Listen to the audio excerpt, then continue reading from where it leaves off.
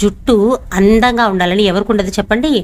నల్లగా మెరుస్తూ ఇంకా ఒత్తైన జుట్టు, పొడవైన జుట్టు కావాలనుకునే వాళ్ళకి ఈ చిట్కా అనమాట. చూసారు కదా, జుట్టు పట్టుకుచ్చులా అయితే మెరుస్తుంది.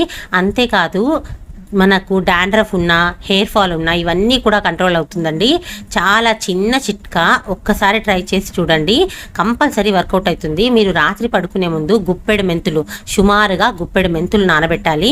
అలాగే ఉదయం లేచిన వెంటనే ఆ నీళ్లు సపరేట్ చేసి ఈ మెంతులు ఇంకా పుల్లటి పెరుగు ఇవి రెండు కలిపి బాగా మిక్సీ పట్టాలండి.